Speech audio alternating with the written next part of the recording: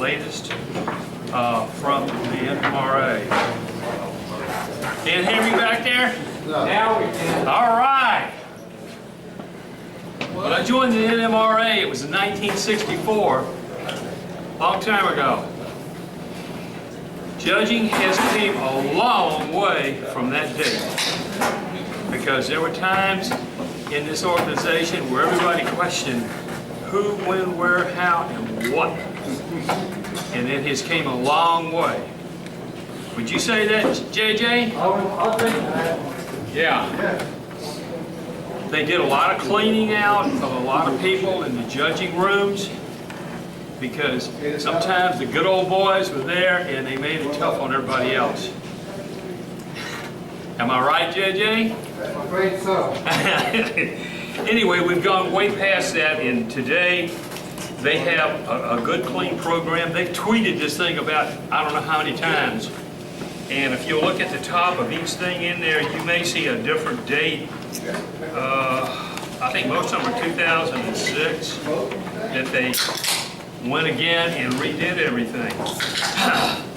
You probably wonder, how does a person get to be a judge at that level or at the other level at the region? Most of the time, the people that do this are the people who are constantly taking their models in there to be judged.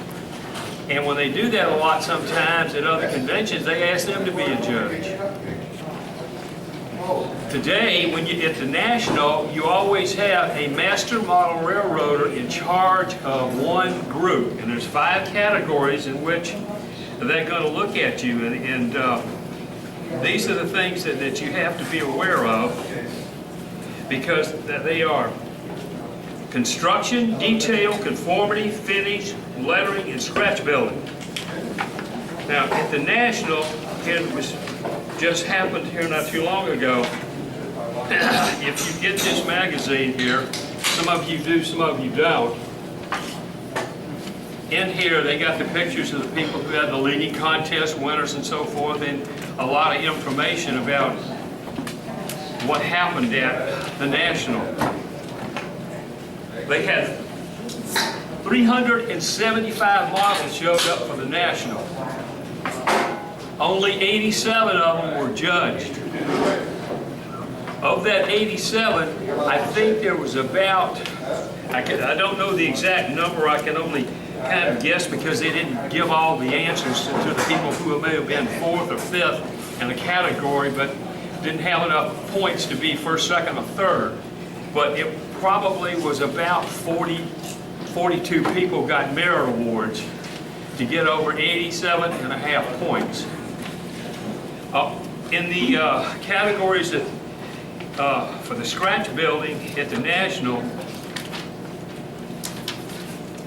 there was 22 entries and 21 of those got merit awards. But when it dropped down to the judge model contest for kit class, only 10 out of 19 got a merit award. And that's kind of sad in a way, because in the program that when I first started into the achievement program, I was lucky enough to have a master model railroader in the Tidewater Division give a class on it about how and what they judged, and I used that as a foundation to build my model. Now, if you look at the matrix here of what each category is, like if you go to page 2, you got construction of 40 points. And down at the bottom, it's got points to ponder about construction, 14 of them. If you know this knowledge, when you build your model, this will help you immensely to get a merit award, because you know what the judge is looking for.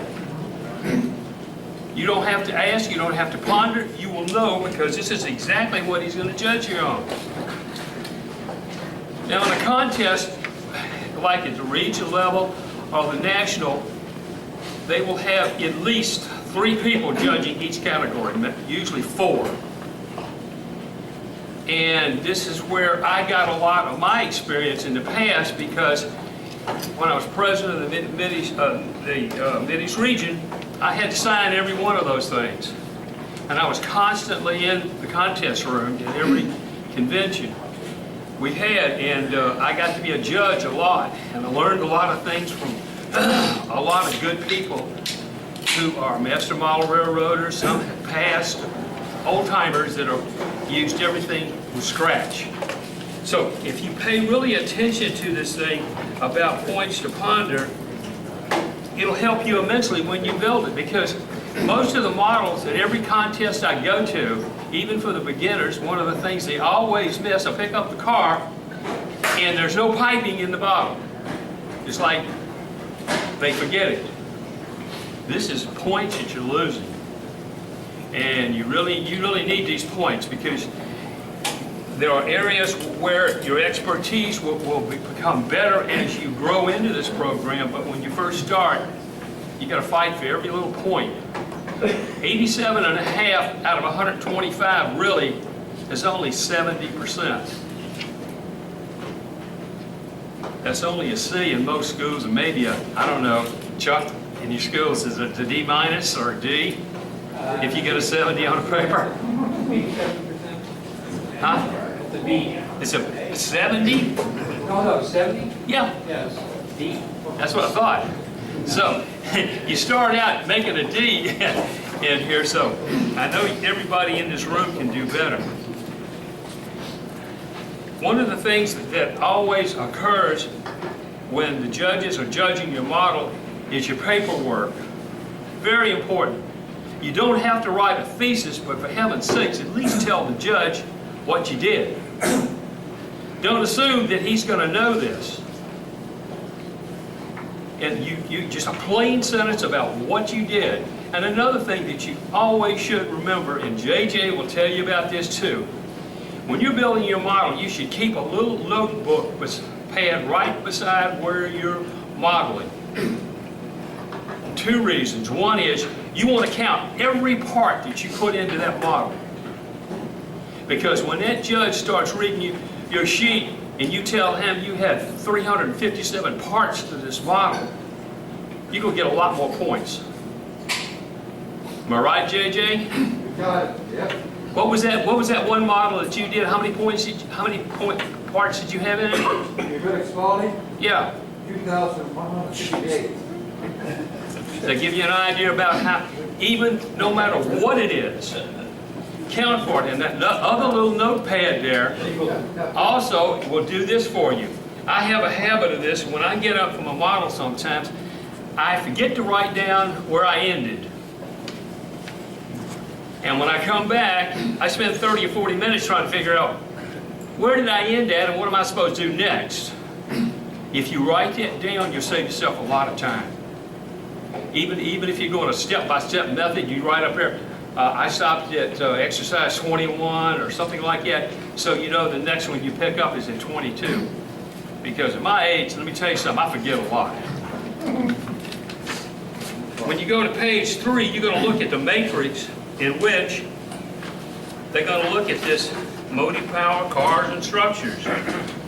And off on the left-hand side there, they're going to take a look at your work, and they're going to put it into a category from poor to mediocre to ordinary to good, very good, outstanding, and exceptional. And they're going to grade you along those lines. This is how you're going to get your points.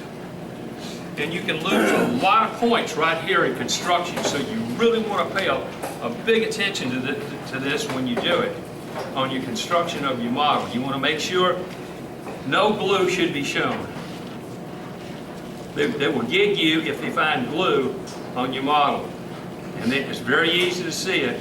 They want all these joints to be definitely there and be right. They don't want to see any cracks in the seams. They want to make sure that your construction. Now, I'll tell you this right now. Some of you, if you're working in brass, God bless you, but you get big points for working in brass or metal because it's very hard. And I've only known 3 or 4 people in this division who are really good at it in the time that I've been here. Working with your material, whether it be plastic, whatever, wood, make sure you let them know what you're doing. Because sometimes when you build a model, you're probably going to go through a lot of different things. You might have everything in the world that you have done, but make sure you write it down so the judge can give you fair points on your construction. On page 4, we're going to go into detail.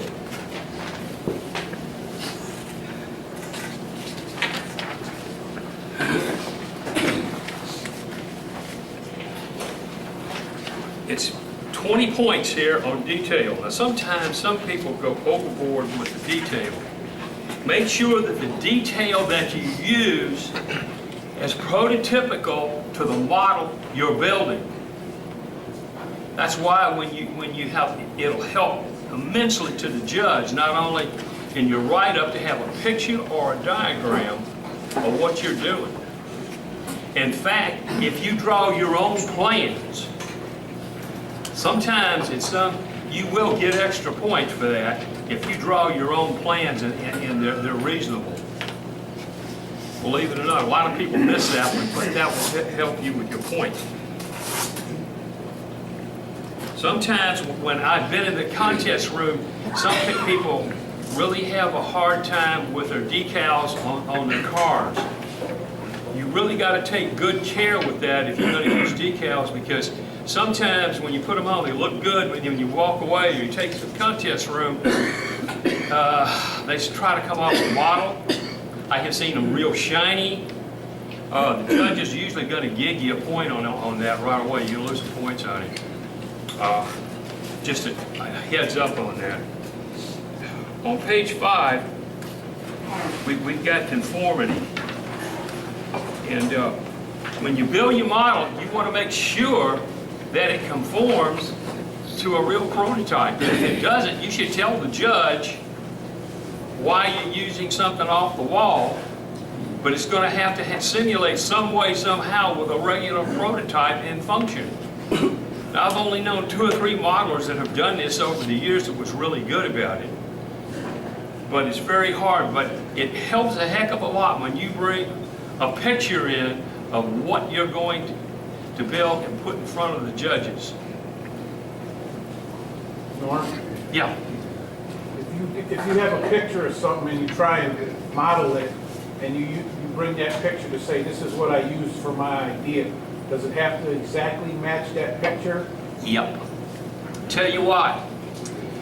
A number of years ago, I don't know, maybe 20, 30 years ago, we had a guy come in and he built it was a car in Model Railroad magazine of a car, one of the cars that carries cars. It was a 2-page thing, you just open it up and there it is. He built the thing. The problem is when he put the thing down on the thing for the judges to look at, and this model was in front of it, none of the lines lined up. He was really off because he didn't take in his mind when he's building the model, I don't know why, but he didn't measure out correctly the different spars in that car. And it was terrible because I felt sorry for him. He did a lot of work, but it was wrong because he didn't take the time to look at that picture.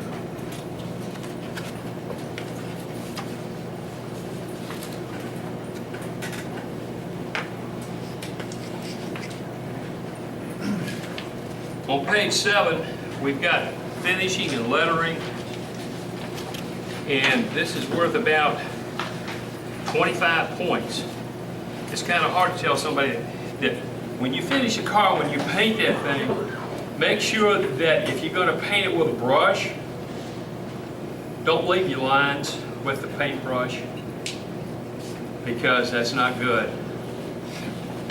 Most of the time, with some of the paints that we have today, they go on real well. I've only seen a couple of them where the paint was so doggone thick you could see the lines with a brush.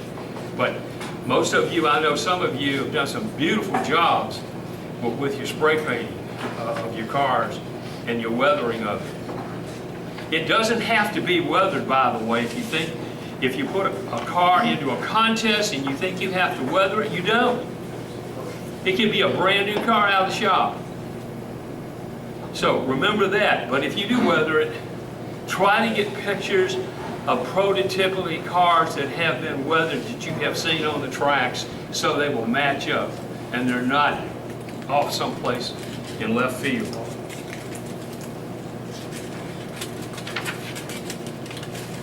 On page 8, we've got the matrix in which they use to give you points to ponder here about finish and lettering. Please pay close attention to those because the judges really look at these points here.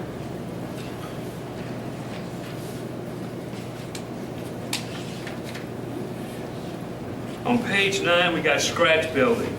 Now, back in the day when I first joined the NMRA, there was huge points for scratch building because back then, most of us had to scratch build because we didn't have the kits that you do today or the parts to put a model together. And sometimes you buy a car today, as you well know, you pay 25, 40, 50 bucks for it. But it's pretty darn good because the manufacturers have really went out of their way to get it as close to the prototype as typical.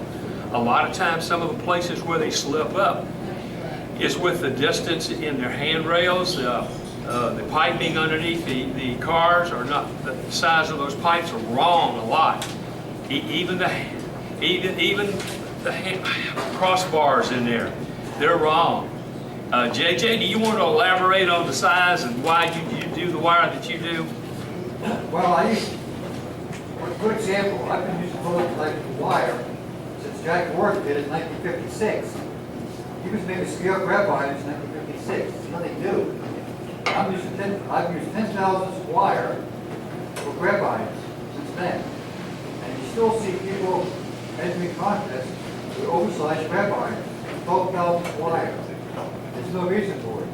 Brake wheels is another thing. Back then, who made brake wheels? Sully and Ronnie.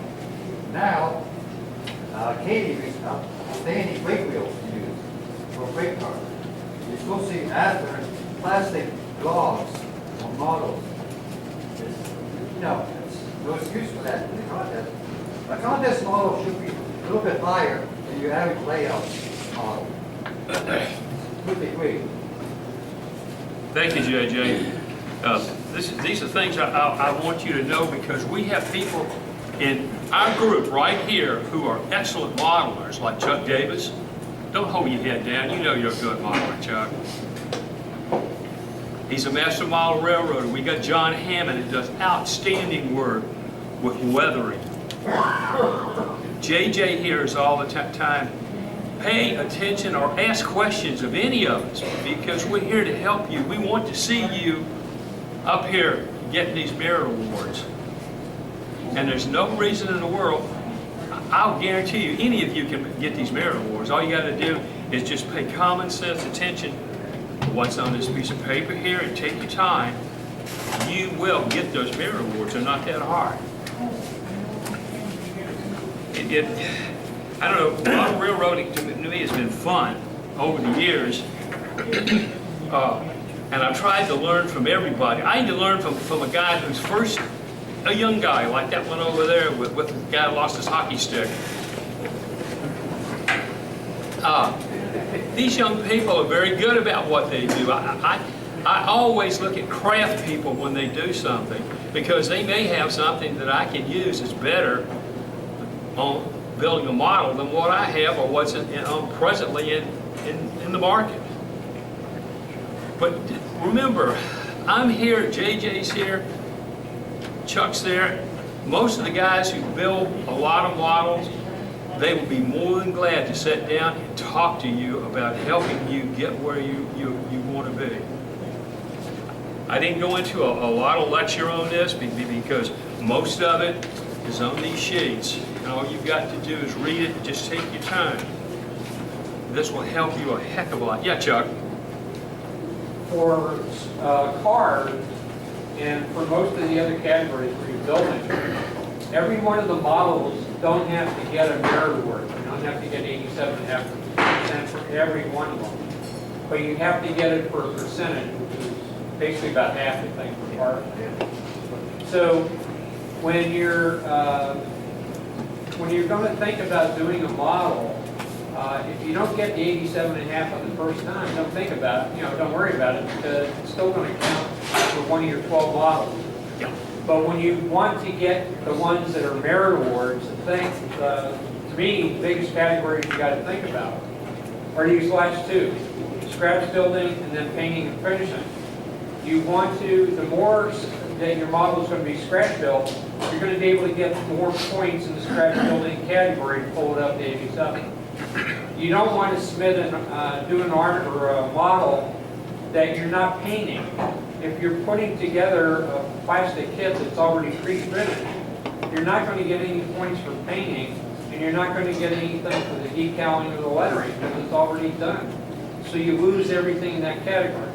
So you basically got to pick a model that you want to finish by painting, decaling it yourself, or even making your own decals, which are pretty easy now in some cases with printers, and scratch building. And each of those parts that you scratch built that you do yourself, like Warren was talking about, write it down how many pieces you're actually fabricating. Even if it's something simple like a retainer valve, something that you're adding that wasn't on that car or that kit, even if you're starting with a kit that wasn't there or something you're adding, then you can put it down for scratch building. Adding up those last two categories and getting some points there can put you over the 87. Chuck's right. Those things really add up. I hope in some way that this time next year, or during the next year, we have at least one or two of you guys start getting some merit awards, because they're not that hard. Yes. Do you know if this advancing technology and using 3D printers is going to have an effect on this? Oh, I'm sure it will. There's no doubt in my mind. In fact, there was an article, I can't remember what magazine, you probably know about it, where the guy... It's been written quite a bit Yeah. about, how it affects judges, but it's just one of the methods used. It's a method, that's all.